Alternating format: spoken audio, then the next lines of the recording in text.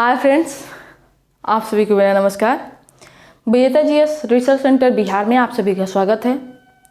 आज हम जानेंगे गोमतेश्वर की मूर्ति, विशाल बाहुबली गोमतेश्वर की मूर्ति का निर्माण कब हुआ, कहाँ हुआ, किसके प्रोत्साहन पर हुआ, उसकी मुद्राएं क्या हैं, इसके बारे में आज के पूर्व के वीडियो में हमने जैन धर्म के 24वें व अंतिम तीर्थंकर और वास्तविक संस्थापक महावीर स्वामी की से और जैन धर्म से संबंधित महत्वपूर्ण प्रश्नों के बारे में जो प्रत्येक प्रतियोगी परीक्षाओं में पूछा जाता है उसके बारे में जाना है। आज हम जानेंगे जैन धर्म के ही अंतर्गत गोमतेश्वर की जो मूर्ति है उसके बारे में।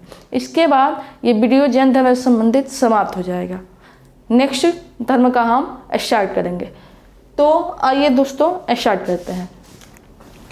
विशाल बाहुबली गोमतेश्वर की मूर्ति, आज हमको इसके बारे में पढ़ना है कि कहाँ पर है, कहाँ पर और किस सदी में इसका निर्माण हुआ। तो विशाल बाहुबली गोमतेश्वर की जो मूर्ति है वो कर्नाटक के श्रवणबेलगोला जिला हासन में 10वीं शताब्दी के मध्य भाग में चामुंडराय के प्रोत्साहन पर इसका निर्माण स्टार्ट किया गया। किसका? विशाल बाहुबली गोमतेश्वर की मूर्ति बनाया गया। कर्नाटक के श्रवणबेलगोला जिला हासन में 10वीं शताब्दी के मध्य भाग में विशाल बाहुबली गोमतेश्वर की मूर्ति चामुंडराय के प्रोत्साहन पर निर्माण किया गया।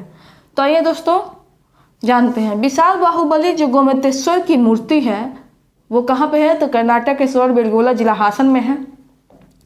और विशाल बाहुबली गोमतेश्वर की मूर्ति की जो मुद्रा है, विशाल बाहुबली गोमतेश्वर की मूर्ति कहाँ है? कर्नाटक के श्रवणबेलगोला जिला हासन में है। और इसका निर्माण जो हुआ था वो 10वीं शताब्दी के मध्य भाग में किया गया था। वो किस? चामुंडराय के प्रोत्साहन पर किया गया था। तो आइए जानते हैं कि विशाल बाहुबली गोमतेश्वर की जो मूर्ति है वो किस मुद्रा में है। तो विशाल बाहुबली गोमतेश्वर की जो मूर्ति है उसका मुद्रा जो है वो कायोत्सर्ग मुद्रा में है। और विशाल बाहुबली गोमतेश्वर की मूर्ति का निर्माण मैसूर के गंग वंश के मंत्री चामुंडराय के प्रोत्साहन पर किया गया। चामुंडराय मैसूर के गंग वंश के राजा राजमल चतुर्थ के दरबार में थे। जो चामुंडराय थे वो मैसूर के गंग वंश के राजा जो राजमल चतुर्थ थे उन्हीं के दरबार में थे।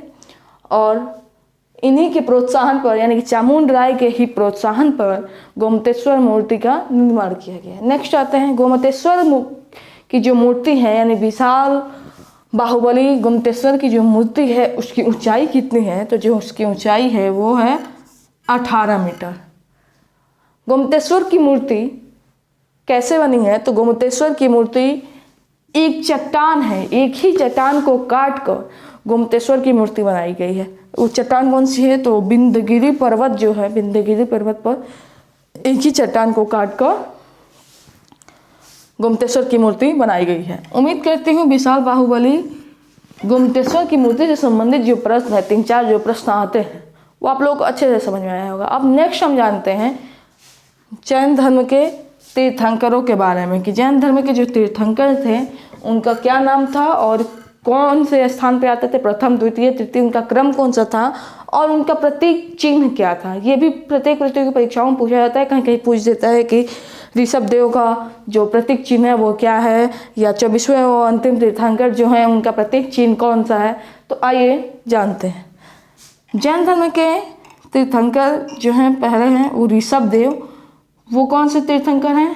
प्रथम ऋषभ देव, ये प्रथम तीर्थंकर हैं। और इनका जो प्रतीक चिन्ह है सांड ऋषभ का है या बैल, इनका प्रतीक चिन्ह सांड, बैल या ऋषभ।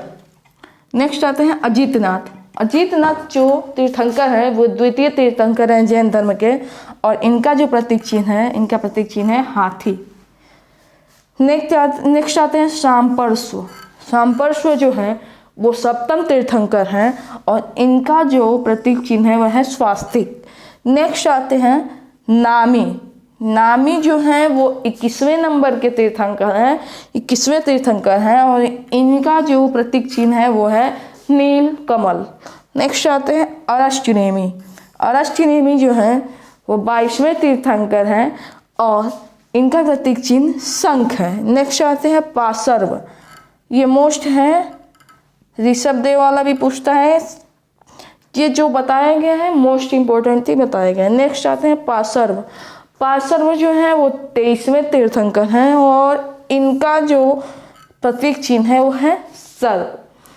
नेक्स्ट आते हैं महावीर स्वामी, महावीर स्वामी जो है 24वें तीर्थंकर और इन्हीं को अंतिम तीर्थंकर माना जाता है और इनका जो प्रतीक चिन्ह है वो है सिंह, इनका प्रतीक चिन्ह जो है वो है सिंह।